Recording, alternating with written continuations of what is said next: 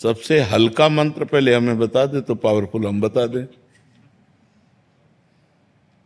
भगवान के सब नाम में, सब मंत्रों में समान शक्ति विराजमान है, कोई हल्का नहीं है। नहीं, भगवान का सब नाम समान है। अनंत नाम है, अनंत मंत्र हैं, अनंत ग्रंथ हैं, अनंत पंथ हैं, सब समान हैं, क्योंकि भगवान भगवान है। इसलिए कभी ऐसी भावना न करे कि ये तो हल्का मंत्र है, ये तो हल्का नाम है, वो बहुत गरु नाम है। ये सब नाम समान है, सब में समान सामर्थ्य विराजमान है। जो नाम हमें प्रिय लगे उसी को जपना चाहिए, या जो गुरुदेव नाम मंत्र दे दें उसको जपना चाहिए। ऐसी भावना न रखनी चाहिए कि कोई हल्का मंत्र है या कोई बहुत पावरफुल मंत्र। सब पावरफुल हैं, जपने से है। अगर हमें बहुत पावरफुल मंत्र मिल जाए और हम जपे ना तो हमें कोई लाभ नहीं मिलेगा। और हम राम राम कृष्ण कृष्ण जपें, इसी से पावरफुल हो जाएंगे हम। जप के तो देखो, केवल भगवान का नाम जप के देखो आपके अंदर कितनी अपार सामर्थ्य आ जाती है। नाम जप, भगवान के सब नामों में समान सामर्थ्य है। अवनी जी, राधे राधे। राधे राधे महाराज जी। महाराज जी, हम ऐसा क्या करें कि जीवन में हमारी वजह से कभी किसी को दुख ना पहुंचे और हम अपनी सभी जिम्मेदारियों का निर्वाह पूरे कर्तव्य परायणता से। नाम जप करोगे तो आपकी बुद्धि शुद्ध रहेगी, और शुद्ध बुद्धि ही ठीक आचरण करवाती है। न्यायाधीश ठीक हो तो न्याय ठीक होगा।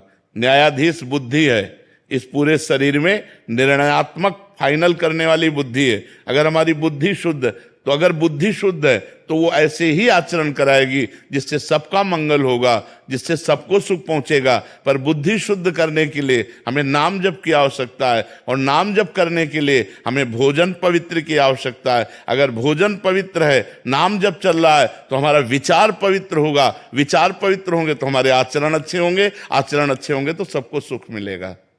चाहत। राधे राधे। राधे राधे महाराज जी। महाराज जी, नाम जप करने पर भी अगर आनंद और प्रेम नहीं आ रहा तो महाराज जी। तो पूर्व के पाप नष्ट हो रहे हैं, चिंता मत करो। वो फिर ही नहीं जा रहा, वो व्यर्थ नहीं जा रहा, वो काम अपना कर रहा है। आपके अंदर जो जलन है, जो अशांति है, वो आपके पूर्व जन्मों के पापों का नाश कर रहा है। और जहां नाश हुआ तो आनंद आ जाएगा, फिर एक नाम में भी रोमांच हो जाएगा। जब तक आपके पाप नष्ट नहीं होते तब तक बिल्कुल रूखा सूखा हृदय रहता है, मन भागता रहता है। नाम जपो तो खींचना पड़ता है, और जब उसी खींच खींच कर जपते जपते जहां पाप नष्ट हुए तो आनंद आ जाए। फिर तो रो रो करके प्रेम में डुबो डुबो कर राधा राधा, आंसू चल रहे राधा राधा, वो विकल होता जाता है। लेकिन ये तभी होगा जब पाप नष्ट हो जाएंगे। तो अभी पाप नष्ट हो रहे हैं, आनंद नहीं आ रहा, चिंता मत करो, वो आनंद देने वाला ही है, और परमानंद प्रदान ही करेगा, व्यर्थ नहीं जाएगा नाम। नेहा त्यागी जी, दिल्ली से। श्री हरिवंश महाराज जी, आपके चरणों में कोटि कोटि प्रणाम। गुरुदेव, जब हम श्रद्धा और प्रेम से पावन नाम जप करते हैं तो उसका दिव्य प्रभाव हमारे जीवन में अनुभव होता है। महाराज जी, मेरी जिज्ञासा है कि क्या ये शुभ ऊर्जा उन प्रियजनों तक भी पहुंचती है, जैसे माता पिता जो धरती पर नहीं है, चाहे वो सूक्ष्म लोक, परम धाम या पुनर्जन्म की अवस्था में हो, क्या हमारे जप से उन्हें शांति और उन्नति प्राप्त हो सकती है? बिल्कुल मिलेगी।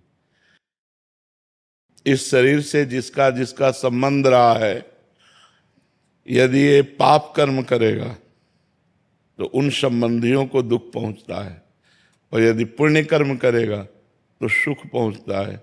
यदि भगवान का भजन करेगा तो कल्याण होता है। 21 पीढ़ियों का कल्याण हो जाता है, सामने शास्त्रों में पढ़ा है।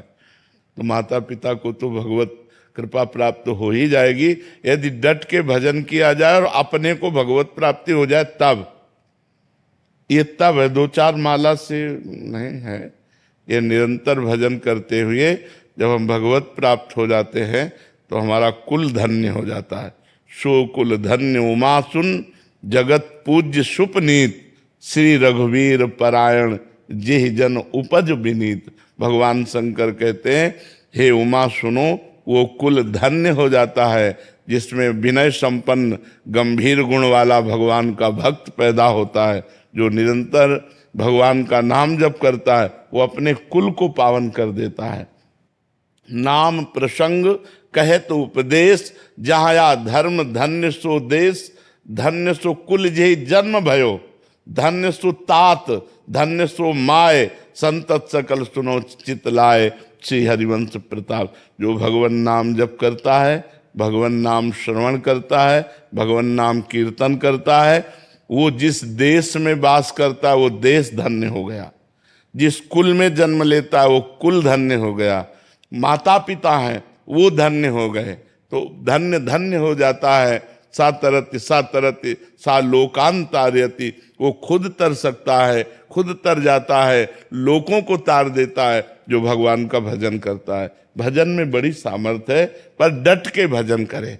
2-4 माला की बात नहीं, निरंतर भजन जो कर रहे हैं वो अपने कुल को भी पावन कर देते हैं। गुरविंदर कौर भाटिया जी, प्रयागराज। राधे राधे राधे महाराज जी, आपके चरणों में कोटि कोटि नमन।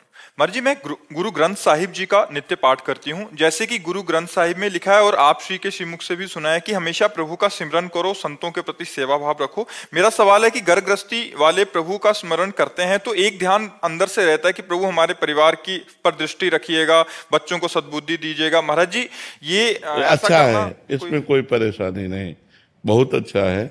हम किससे कहेंगे? जब हमारे वही सब कुछ है तो हमारा जो परिवार है उसकी पूर्ति के लिए हम धन की भी आकांक्षा उन्हीं से करेंगे, और उस परिवार की रक्षा के लिए, संकट निवृत्ति के लिए भी हम उन्हीं से प्रार्थना करेंगे। प्रभु के सिवा हमारा कोई नहीं है, तो इसलिए ऐसा करना अनुचित नहीं है, करना ही चाहिए। क्योंकि हमारा परिवार है, गृहस्थी में है, तो हमारा परिवार सद्बुद्धि वाला बने, स्वस्थ रहे, हमें ऐसा धन मिले जिससे हम अपने परिवार का पोषण कर सकें। ये चाह तो हमें बनी ही रहेगी, क्योंकि हम गृहस्थ हैं, हमारा परिवार है, ये तो चाह रहेगी और रहना भी चाहिए, और भगवान से प्रार्थना करनी चाहिए। वो एक निष्काम भक्ति इस भक्ति के ऊपर जागृत होती है, वो इसका फल होगी। जब वो भक्ति जागृत होगी तो सारी जिम्मेवारी भगवान संभाल लेते हैं और वो निष्काम हो जाता है। उसके अंदर कोई कामना नहीं होती, आगे से आगे भगवान सब परोसते रहते हैं उसको जो जरूरत होती है, क्योंकि भगवान सर्वज्ञ हैं, भगवान सब कुछ जानते हैं। तो जो जरूरत होगी, हम ऐसा देखते हैं कि जैसे हमें जरूरत है 10 रुपया की, तो 11 रुपया आ जाएंगे। 10 की चिंता तुम्हें नहीं करनी, एक एक्स्ट्रा आ गया है कि 10 तो काम में प्रयोग कर लो, एक अपने विश्वास के लिए रख लो कि 10 की जरूरत थी, 11 मालिक ने दे दिए। तो ऐसा जब हम अनुभव करने लगते हैं तो अपनी कामनाएं शांत हो जाती है कि यार कामना क्या करना है, भगवान अपने से आप पूरा कर रहे हैं। पर ये उच्च कोटि की भक्ति है। अभी हमारी जो भक्ति है वो कामना वाली है, तो हम जो भी कामनाएं करें केवल प्रभु से करें। और सही बात, हमारी रक्षा और हमारी कामनाओं की पूर्ति भगवान ही कर सकते हैं। ये संसार स्वयं भिखारी है, ये क्या कर सकता है? जिससे तुम मांग रहे हो वो भी मांगने वाला है, जिससे तुम मांग रहे हो वो भी मांग रहा है, उसके अंदर भी कामना है, तो वो हमें क्या तृप्त कर सकता है? तृप्त तो वो कर सकता है जो जगत का मालिक है। इसलिए हमें उसी से मांगना चाहिए। वो हमारा पिता है, वो हमारा स्वामी है, हम उससे मांग सकते हैं। पर मांग तभी पूरी होगी जब 2 बातें होंगी, या तो तुम्हारा अनुष्ठान जोर का होगा, भजन तो पूरी होंगी, या भाव जोर का होगा। भजन भी नहीं है लेकिन भाव लग गया कि प्रभु अब तुम ही बचा सकते हो, तो निश्चित चमत्कार हो जाएगा। जैसे द्रौपदी जी का अंतिम भाव जुड़ा कि अब तो कोई रक्षा करने वाला नहीं, तो गोविंद वस्त्र बन गए, भगवान उनके वस्त्र ही बन गए। जब गजेंद्र को पता चला कि अब की झटके में गिरा मुझे डुबो देगा, तो हरि, तो भगवान उसी समय आकर के जब बिल्कुल एक तार कनेक्शन होगा तब तुम्हारी बात सुनी जाएगी। भगवान का फोन नंबर क्या है? भाव। भाव बिन सुनी पुकारे मैं कभी सुनता नहीं। और भाव पूरित टेर ही, टेर माने पुकारना, भाव पूरित टेर ही करती मुझे लाचार है। जब सब जगह से आशा विश्वास खत्म हो गया और एकमात्र भगवान का, तो चमत्कार प्रकट हो गया।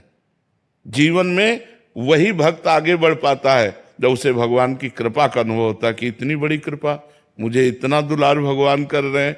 तो ये तभी होगा जब केवल भगवान का आश्रय होगा। किसी वस्तु व्यक्ति का आश्रय तो चंद सहयोग कर सकता है, लेकिन हमें पूर्ण निष्काम भगवान बना सकते हैं।